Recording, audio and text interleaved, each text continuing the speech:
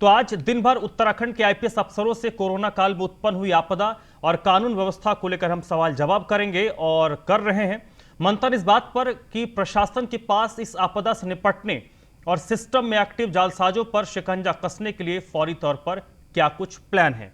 और इसी कड़ी में अब मेरे साथ जुड़ रहे हैं बाराबंकी के एसपी यमुना प्रसाद साहब। तो सबसे पहले एसपी साहब, बहुत बहुत स्वागत है आपका। जी, थैंक यू। एसपी साहब, सबसे पहले बताइए क्या कुछ चैलेंजेस इस पूरे प्रोफेशनल लाइफ में आपको, क्योंकि 2000 मार्च 2000 से पहले के चैलेंजेस कुछ और होंगे और मार्च 2020 के बाद के चैलेंजेस बदल गए हैं, तो क्या नया चैलेंज आपने इस कोविड के दौर में देखा है सर? सबसे पहला जो चैलेंज आया वो एक विश्वास का तो चैलेंज था। लोगों में विश्वास बहाली रखना सिस्टम के प्रति, लोगों के प्रति, एक दूसरे के प्रति, ये बहुत ही आवश्यक था। और इसको हम लोगों ने अपने फील्ड में रह करके लोगों से जनसंवाद स्थापित करके, लोगों को मिल करके, लोगों से बार बार अप्रिशिएट करके, लोगों के बीच जा करके उनको ये महसूस कराया कि जो सिस्टम है वो आपके साथ, आपके सहयोग के लिए खड़ा है। हमेशा इस स्तर पे ये जरूरी है कि उनमें एक विश्वास रहे सिस्टम के प्रति, सेवाओं के प्रति और व्यवस्था के प्रति। अगर वो विश्वास लैप्स होने लगता है तो फिर कहीं ना कहीं उनमें इरिटेशन होता है, उससे हटने के लिए, उससे भागने के लिए एक व्यवस्था शुरू हो जाती है और वो फिर एक अलग ही रूप लेने लगता है। तो ये बहुत ही जरूरी था लोगों में विश्वास बहाली का, और विश्वास बहाली में हमारी जनता ने हमारा साथ दिया। आप देखे होंगे पिछले साल जो एक माहौल बना था 2020 में, तो उसका ही क्रिटिकल रूप है अभी जो 2021 में आया, और लगभग सेम टाइम पे ही लगभग रिपीट हुआ ये एक साल बाद, और अपने ही डबल म्यूटेशन के बाद काफी क्रिटिकल रूप में ये आया। तो इस समय लास्ट ईयर हम लोगों ने काफी काम किया था। मैं इससे पहले अभी संभल में था, वहां पे माइग्रेंट लेबर्स का था और लोगों में अवेयरनेस का था, तो उसको भी बहुत अच्छे तरीके से टैकल किया गया, सिस्टम के साथ में टैकल किया गया। और लोगों से मेन बात है कि जनसंवाद बना करके हेल्पिंग हैंड जो हमारे थे वो सभी वर्गों से सहयोग लिया गया। वो हमारे बिजनेसमैन हो, वो हमारे लॉयर हो, वो हमारे और भी जितने व्यक्ति हैं, पेट्रोल पंप ओनर्स थे और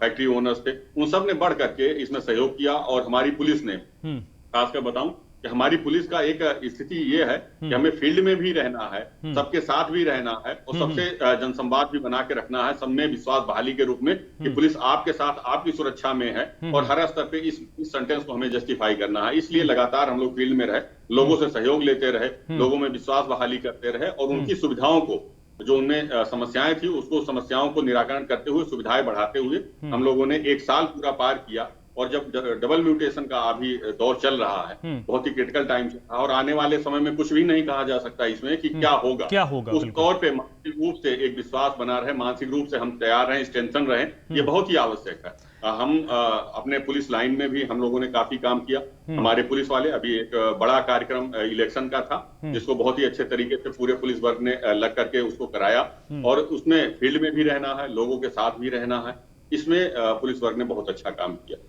ये आपने जो कहा कि मानसिक स्ट्रेंथ बहुत जरूरी ऐसे में होता है, पुलिस की जो ड्यूटी है वो 24/7 की ड्यूटी होती है, तो मानसिक तौर पर स्ट्रेंथ रहे, मानसिक तौर पर एक पुलिस वाला मजबूत रहे, उसमें कप्तान साहब से लेके जो नीचे निचले स्तर पर कांस्टेबल है, वो पूरे जो सिस्टम के अंग हैं वो मानसिक तौर पर स्ट्रांग रहे। इसको लेकर एसपी बाराबंकी की तरफ से अपने मातहत पुलिस वालों को क्या कुछ मैसेज होता है?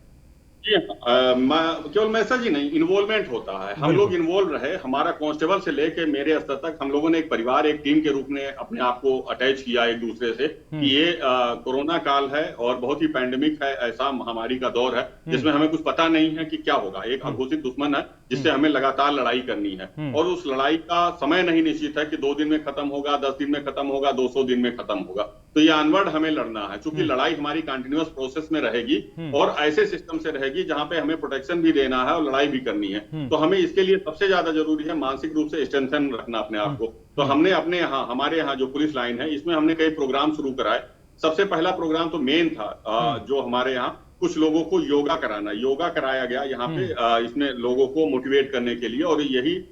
थानों पे भी अप्रिशिएट किया गया कि योगा करें जिससे मेंटल स्ट्रेंथन रहे। परिवार जो उनके साथ कम रहता है, बहुत सारे हमारे ऐसे कर्मी हमारे कांस्टेबल, हाँ, वो लाइन में रहते हैं जिनके परिवार नहीं रहता, तो वो उनसे ये मोटिवेट किया गया कि आप अपने परिवार से जुड़े रहें, उनसे बातचीत रखें। और कई बार ये स्थिति आई कि वो अपने परिवार से जुड़ने के बाद उनकी समस्याएं कहीं की कोई पॉजिटिव हो रहा है, कोई दिक्कत हो रही है, तो एक फैमिली के रूप में, जैसे एक गार्जियन के रूप में, एक फैमिली के रूप में जब हम समस्याओं को डिस्कस करते हैं, जरूरी नहीं कि हर समस्या का हम निराकरण ही कर दे, लेकिन डिस्कशन भी बहुत ही महत्वपूर्ण होता है। और डिस्कस करके उसका कहीं ना कहीं कोई बात करके, दूसरे जिले का मामला है, वहां एसपी से बात किया गया, वहां और अन्य कर्मचारियों से बात किया गया, किसी लेवल पे और कोई समस्या है तो उनको मेडिसिन अवेलेबल कराना, उनको हॉस्पिटल में एडमिट कराना, ये सारे किए गए। और इसी क्रम में शुरुआती दौर में ही जब ये सेकंड स्ट्रेन का माहौल बनना शुरू हुआ था, तो हमारे यहाँ 2 मेडिकल कॉलेज है, हिंद और मेयो, तो उसमें हम लोग विजिट किए, हम और डीएम साहब ने विजिट किया वहां जाकर के। तो वहां एक डॉक्टर हैं, बहुत अच्छे डॉक्टर हैं, डॉक्टर बिलाल, मैं यहाँ नाम कोट करना चाहूंगा उनका, क्योंकि उस डॉक्टर ने एक हफ्ता पहले ही ये बताया हम लोगों को कि ये सेकंड स्ट्रेन काफी क्रिटिकल आएगी इस बार, और वो स्ट्रेन ऐसी होगी कि जो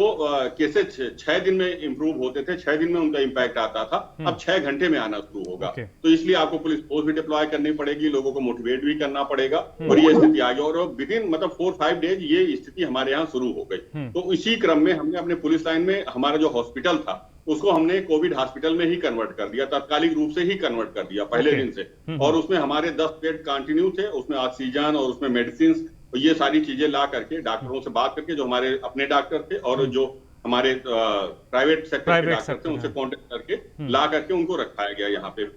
और सारी सुविधाएं दी गई। तो जितने लोग हमारे पॉजिटिव होते रहे उनको या तो होम आइसोलेशन किया गया, जहां वो अपने कमरों में रह रहे थे, और जो बैरक में रह रहे थे उन सभी को लाके हॉस्पिटल में रखा गया, और मैक्सिमम सुविधाएं उनको दी गई, जिससे वो मेंटली मोटिवेट रहे। एसपी साहब, एक छोटा सा मैसेज मैं आपसे चाहूंगा, 30 सेकंड में एक मैसेज कन्वे, अगर मैं कहूं, आप यंग हैं, एक एसपी के नाते, एक आईपीएस ऑफिसर के नाते, आप अपने जिले के, उत्तर प्रदेश के, देश के लोगों को क्या मैसेज इस पेंडेमिक के दौर में आप देना चाहेंगे? एक ही मैसेज है कि एक सिस्टम पे विश्वास रखें, सारा सिस्टम आपके लिए है, आपके सहयोग के लिए है, और आप इसमें अपने आप को मजबूत रखें, मानसिक रूप से जरूरी है मजबूत रखें। लोगों का सहयोग जितना अधिक से अधिक आप कर सकते हैं वो करें, निकल के आए, फील्ड में निकल के आए, और कांटेक्ट करें उन संस्थाओं से जो, जैसे डीएम साहब के थ्रू हमारी कई एनजीओ काम कर रही हैं, कई लोग काम कर रहे हैं, तो वो निकल के आए, सहयोग करें, हमारे सिस्टम का सहयोग करें, क्योंकि एक हाथ अगर किसी का बढ़ता है तो 10 लोगों की मदद कर सकता है। तो एक सहयोग करें, विश्वास रखें, और एक दूसरे से मेंटली मोटिवेट करें, मानसिक रूप से मोटिवेट करें। बिल्कुल इसी नोट पे सर कि आप अकेले निकलेंगे, धीरे धीरे कारवां बनता जाएगा। बहुत बहुत शुक्रिया आपका यमुना प्रसाद जी, वक्त निकालने के लिए, हमसे बातचीत करने के लिए। यमुना प्रसाद, एसपी बाराबंकी, कुछ इंपॉर्टेंट बात जो उन्होंने कही वो उसको यहाँ पर नोट करना बेहद ज़रूरी है, कि एक कप्तान हो, एक पुलिस वाला हो, कोई सीनियर ऑफिशियल हो, वो जब ग्राउंड पर होता है तो उसको देखकर ही उसके मातहत जितने भी नीचे तक आते हैं तो उनमें एक पॉजिटिविटी आती है कि मेरा कप्तान, मेरा एसपी, मेरा डीजी, मेरा आईजी, मेरा एडीजी, मेरा डीआईजी मेरे साथ खड़ा है, मैं जहाँ पर खड़ा हूँ वो मेरे बगल में खड़ा है, मुझे कुछ होगा तो वो मेरे लिए खड़ा है। ये एक मैसेज जब सिस्टम में टॉप टू बॉटम, जब टॉप से शुरू होता है बॉटम तक ये मैसेज जाता है,